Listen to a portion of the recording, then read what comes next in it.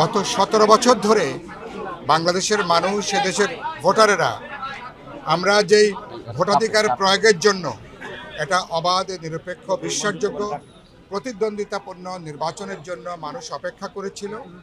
আজকে আগামী ১২ই ফেব্রুয়ারি নির্বাচন সামনে রেখে আজকে সারা দেশে দলগুলোর মধ্যে আজকে প্রতীকে বরাদ্দ করা হয়েছে। এটা আমাদের জন্য খানিকটা স্বস্তি।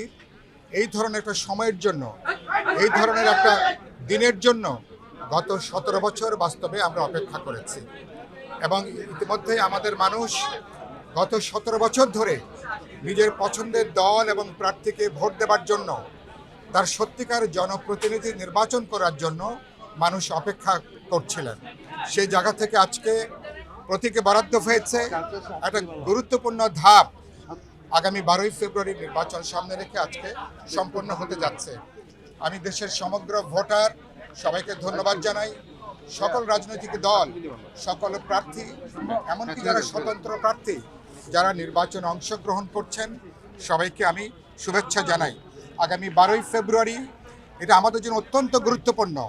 আমি বিশ্বাস করি এটা অবাধ, নিরপেক্ষ, বিশ্বাসযোগ্য, প্রতিদ্বন্দ্বিতাপূর্ণ পরিবেশে আগামী ১২ই ফেব্রুয়ারি দেশের ১২,৭৬,০০,০০০ উপরে ভোটারেরা তাদের ভোটের অধিকার তারা প্রয়োগ করবেন, তাদের পছন্দের দল বা প্রার্থীকে তারা নির্বাচিত করবেন এবং একই দিনে যেহেতু গণভোট অনুষ্ঠিত হবে, বিপ্লবী ওয়ার্কার্স পার্টি যেহেতু গণভোটের ব্যাপারে আমরা হাঁ সূচকে ভোট দেওয়ার সিদ্ধান্ত নিয়েছি এবং বিপুল অধিকাংশ দল বিএনপি সহ সবাই হাঁ সূচকে তাদের সম্মতি দিয়েছেন। আমি আশা করি আগামী ১২ই ফেব্রুয়ারি একটা উৎসব মুখর পরিবেশে নির্বাচনের মধ্য দিয়ে এবং গণভোট অনুষ্ঠানের মধ্য দিয়ে বাংলাদেশ তার নতুন গণতন্ত্রের অভিযাত্রা বাংলাদেশ শুরু করবে এবং আগামী ১২ই ফেব্রুয়ারি আমাদের গণতন্ত্রের পথে গুরুত্বপূর্ণ একটা মাইল ফলক হিসেবে এটা বিবেচিত হবে। পরিবেশের ক্ষেত্রে কিছু উত্তেজনা আছে। আমি দেখেছি ঢাকা ১২ আসনও আমি কোনো সুনির্দিষ্ট নাম উল্লেখ না করে বলতে চাই, কিছু কিছু ক্ষেত্রে আমাদের ১২ আসনে আপনারা জানেন যে এই আসনে আমি বিপ্লবী ওয়ার্কার্স পার্টির মনোনীত প্রার্থী হিসাবে, বিএনপি জোটের সমর্থিত প্রার্থী হিসাবে পার্টির যে নির্বাচনী প্রতীক কোদাল প্রতীকে আমি নির্বাচনে অংশগ্রহণ করছি। ইতিমধ্যে আমি অনানুষ্ঠানিকভাবে গণসংযোগ করছি, হাজার হাজার ভোটার আর সমর্থকদের সাথে দেখা হচ্ছে, কথা বলছি। আগামীকাল থেকে আনুষ্ঠানিকভাবে প্রচারণা শুরু হবে। কিন্তু আমি লক্ষ্য করেছি বেশ কিছু অঞ্চলে কিছু কিছু প্রার্থীর পক্ষ থেকে ভোটারদেরকে হুমকি প্রয়োগ করা হচ্ছে, চাপ প্রয়োগ করা হচ্ছে, তাদেরকে প্রকাশ্যভাবে এক ধরনের থ্রেট তাদেরকে করা হচ্ছে। ইতিমধ্যে আমি ২-১টা থানায় এটা অনানুষ্ঠানিকভাবে জানিয়েছি। আগামীকাল প্রচারণা শুরু হওয়ার পরে প্রয়োজন বোধে এই হুমকি, চাপ এগুলো যদি অব্যাহত থাকে, আমরা যদি কোনো ধরনের বল প্রয়োগের কোনো ঘটনা দেখি, কোনো জবরদস্তি দেখি, কোনো ধরনের যদি সন্ত্রাসী তৎপরতার কোনো লক্ষণ দেখি, আনুষ্ঠানিকভাবে আমরা নির্বাচন কমিশনকে অবহিত করব, সংশ্লিষ্ট থানাকে অবহিত করব।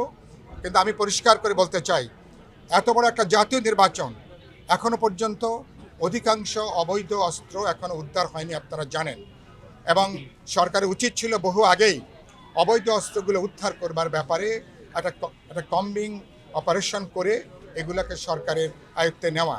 সরকার 31শে জানুয়ারির মধ্যে বৈধ অস্ত্র তারা জমা দেওয়ার জন্য তারা বলেছেন। সেটা কি পরিস্থিতি আমি জানি না, কিন্তু গুরুত্বপূর্ণ হচ্ছে ইতিমধ্যেই ওসমান হাদির মর্মান্তিক হত্যাকাণ্ড এবং কয়েকজন প্রার্থীর উপরে যে হামলা, তাতে ভোটারদের মধ্যে যেমন একটা উদ্বেগের জায়গা তৈরি আছে, প্রার্থীদের মধ্যে উদ্বেগ উৎকণ্ঠা আছে। সবচেয়ে গুরুত্বপূর্ণ হবে আগামী ১২ই ফেব্রুয়ারি ভোট কেন্দ্রের নিরাপত্তাটা হবে সবচেয়ে গুরুত্বপূর্ণ। আমি আশা করি সেদিক থেকে সরকার, নির্বাচন কমিশন, রাজনৈতিক দল, ভোটারেরা এটা একটা সম্মিলিত উদ্যোগের ব্যাপার, একটা যৌথ অর্কেস্ট্রার মতন। আমি আশা করতে চাই কিছু কিছু চ্যালেঞ্জ আছে, কিছু কিছু ঝুঁকি আছে। যেহেতু আমরা প্রত্যেকেই ১২ই ফেব্রুয়ারি নির্বাচন চাই, গণভোট চাই, দেশের গণতান্ত্রিক ধারায় দেশটা যাত্রা করবে, আমরা একটা রাজনৈতিক নেতৃত্ব চাই, আমরা একটা সত্যিকারের প্রতিনিধিত্বমূলক পার্লামেন্ট চাই। সুতরাং আমি আশা করি সবাই ব্যাপারে আমরা কাজ করতে পারবো এবং এসব চ্যালেঞ্জে মোকাবেলা করে আমরা বাংলাদেশের সামনের দিকে নিয়ে যেতে পারবো।